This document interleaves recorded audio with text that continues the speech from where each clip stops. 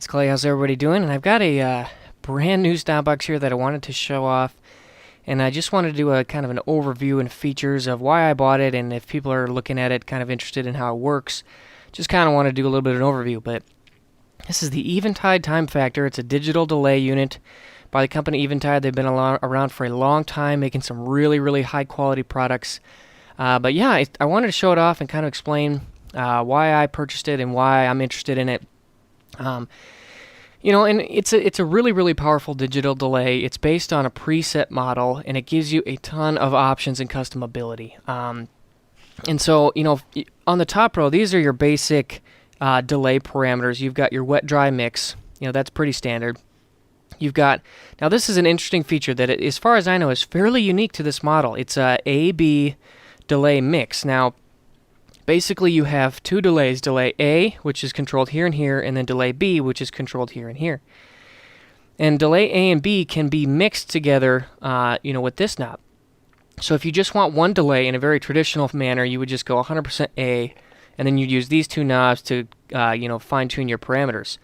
But let's say you want to include two delays. Maybe you want one on a quarter note, one on a dotted eighth, and you want the quarter note to be, pretty strong, but the dotted eighth to be a little bit off. You could kind of go in this range where your A is 10, which is 100% mix, and then your B is at 5, which is 50% mix. Or maybe you want half and half, so you could go 10 and 10, and you can go exactly on the other side as well. So it really opens up a lot of options for two delays that are on at the exact same time. And it really can open up for some really cool sounds and some really cool customization. Now, there are some limitations. You cannot have. You've got different delay types over here. You can't have delay A be a vintage delay and delay B be a tape echo.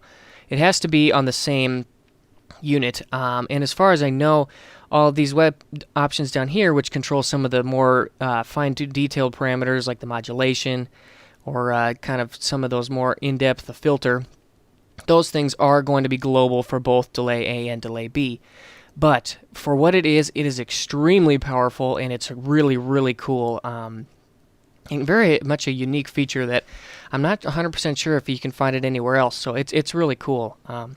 Now coming here, we have delay time, so you can do this in a couple different ways. So right now I have it in tap tempo mode, which you can see the tempo light flashing. If I just press it there, tempo is off, and now we're dealing with milliseconds. So this is it goes up to 3 seconds, 3,000 milliseconds, all the way down to 0. So, this is very typical of a digital delay. And this is one thing also that I want to talk about. This is very much a minor detail, but with all of these knobs, they are uniquely, like the taper of the knobs is very much, it's very smart how they did it. So if you'll notice, here's 0, here's 3,000, but if we go halfway, it's not 1,500, it's actually around 300. So they tailor the knobs to where you think it would be most useful. The mix is another good option. So if we go 0 and 100% is 100, if you go put the knob halfway, it's not at 50, it's at 35. And they do this because a majority of your wet is probably going to be between 50 and maybe 10. And so a majority of your sweep is going to be in that range. So it makes it really easy to fine-tune where you're going to want it to be. And they know, these guys have been making delays for a lot of years. They know where their customers like to set their knobs. And so they make it really easy. If you think about delay time, somewhere between 100 and 300 or 400, that's going to be a majority of the time where you want your delay to be at.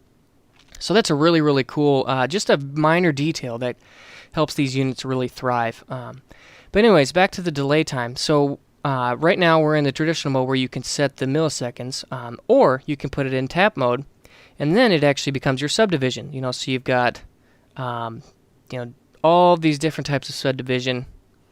I mean, there's just a whole boatload. Dead eighth, dotted quarter, dotted eighth. I'm sorry, this is what quarter triplet, and then quarter.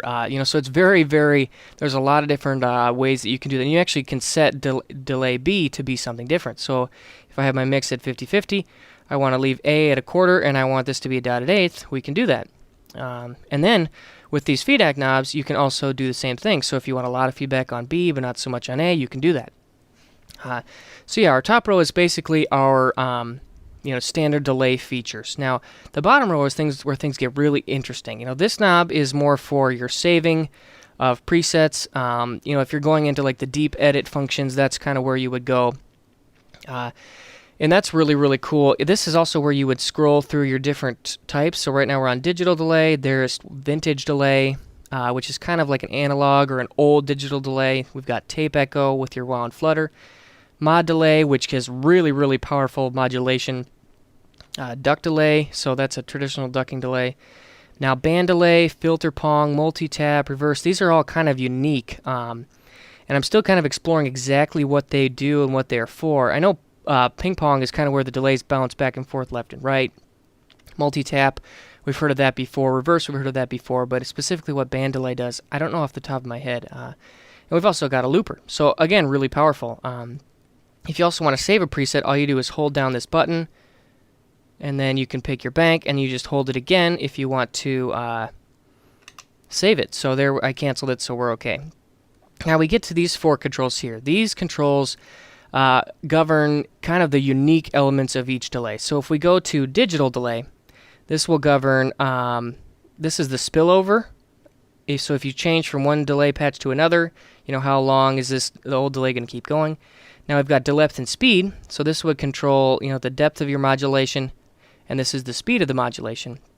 And then this filter actually can roll or cut high end. So it can be a really, really powerful. You can have a very clear with no modulation, or you can make it very dark with lots of modulation. So you have a ton of parameters to govern each delay, and it changes. If you go to your tape echo, this starts to govern your wow, I believe your flutter, and the tape age, I think or maybe this one's the tape age, saturation. So all of these knobs, it changes depending on which mode you're in, but they really, really allow for some really fine tuning of the specific type of echo that's going on, which is, a lot of delay pedals, some of them, like, you just turn on the modulation and that's it. But with this one, you have so many different, let's go to the mod delay. This X knob actually changes the wave pattern, it's pretty insane. So you have all these different wave patterns of the modulation to choose from, as well as your depth, your speed, and your filter. So again, you just have so many options. It's so versatile how you can set this thing up. It's really, really cool. Now the foot switches. These are really important, and there are 2 modes that the foot switches operate in. Number 1 is tap mode, so that would be, actually I think I'm in bank mode right now. So if you hold this, now we're in tap mode. So this would be your tap tempo. This would be your repeat. So this would be kind of like an endless repeat, so endless feedback. And this would be to turn it on or off. Now if you hold it again, we'll go into bank mode. And what this does is this changes, this scrolls up your banks. This selects, preset 1 or preset 2. And if you want to turn it off, you just press that again. So you have a total of 50 banks, and each bank has 2 presets, preset 1 or preset 2. So it's really powerful. You can have so many different choices and options for setting up presets, and it's really, really handy. Now, this is kind of a personal thing. For me, when I first got the unit, I kind of struggled with just having a bank up. And I also wasn't a huge fan of having to hold this to go back and forth between, your play mode versus your bank mode. And that was just kind of a minor gripe I had with it. But I did some research, and Eventide has a lot of capabilities for helping you to, tailor your own sound. So let's go ahead and take a look at my solution. I ended up buying an auxiliary switch, which is this little guy here to the left. I bought it from, this one's mine, or T1M. And this actually goes right here to the auxiliary output on the back of the Timefactor. And this actually would apply to any of the Eventide stop boxes, the Timefactor, Mod Factor, or the Pitch Factor. And what it basically does is it gives you 3 more foot switches, which you can assign to anything you want. I know that this one's mine makes one. I think that you can also use like the Digitech foot switches. I think those will also work. Anything that has a tip ring sleeve. That's the key part. And then you're also going to need a TRS tip ring sleeve cable. So now, the way that I set things up is I leave this in bank mode. And then currently I have this set to master delay on off. So there's a bypass. And there we turn it back on. Now you can also do that by selecting the individual pedals, so individual preset within your banks. And then this right here is actually your bank down. So here's bank up and here's bank down, which I think is really handy because I'm probably going to spend most of my time rotating between maybe 1 or 2 or 3 banks. And then if I want to go back down, I can do that. And then this is going to be my tap tempo, because if you remember, if we're in bank mode, your tap tempo switch here becomes bank up. So you lose the tap tempo feature, even though some of your presets might have tap tempo engaged. Now, I think this is a really cool setup. I might continue to play with it some more and experiment because, like I said, you can assign any function within the delay unit to these foot switches. So maybe I would have this one to be tap. Maybe I want this one to be bank down. Maybe I want this one to be the infinite repeat. You know, you can do whatever you want with that, which is really, really cool.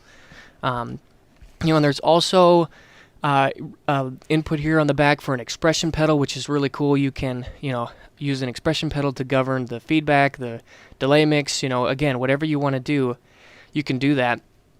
And then we also have 2 switches here. One would be for amp level or line level input or output. So if you're running it into an effects loop, you're going to want it at line level.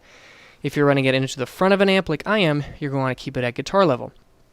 And then naturally we've got stereo in and stereo out. So it's really, really cool. Oh, and don't forget we've got MIDI capabilities over here, in and out. So you can actually integrate this into your MIDI rig, no problem.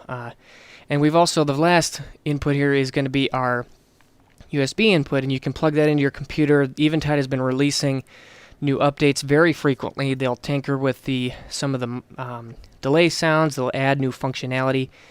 I mean, they're just doing a lot with these boxes still, even to this day, even though they've been out for many years. But they're really, really cool switches, really, really cool boxes. And I'm really excited. I'll probably be showing off a lot of the different sounds moving forward and doing some more in-depth reviews, probably just looking at each mode by itself and how they function, because this thing is so deep. There's so much to do with it. And so I've had this for probably about a week now. I've played it live a couple of times, and my initial review is it is extremely powerful, but there is a learning curve. So if you're a guy who likes to tinker, I think this could be a really cool unit, because I do like to tinker, and it has been really, really fun learning this unit, learning how it works, and trying to get things figured out. But it's not something where you can just plug it in, and you got simple, familiar controls, and you know what to do right away. It definitely takes some time, especially with the modulation. You're going to have to learn, what you like of the different waveforms, where you like all the different parameters set, because it's really deep, and you can really fine-tune the modulation.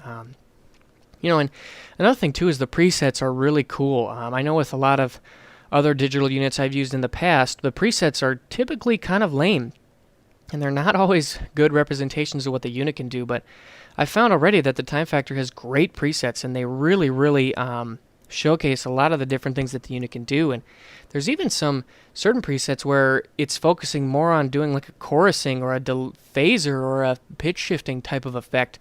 If you go for more of a wet signal and keep the delay time very low and kind of a low feedback, you kind of end with this. All you're doing is using the filter or the modulation, and it can almost function as a chorus unit or a univibe type of a unit in itself, which is just incredible. So overall, I'm really excited about it. It's a cool unit, and actually on the used market, they're really not insanely expensive. Compared to a lot of other pedals maybe, but for a really high-end delay unit, this is really not that bad. So yeah, I hope you guys have enjoyed, and I will definitely have more Eventide Timefactor videos coming out soon. But if you're interested, just shoot me a comment, let me know, and I'll be happy to cover some new stuff for you. So hope you guys have enjoyed, and I'll see you soon.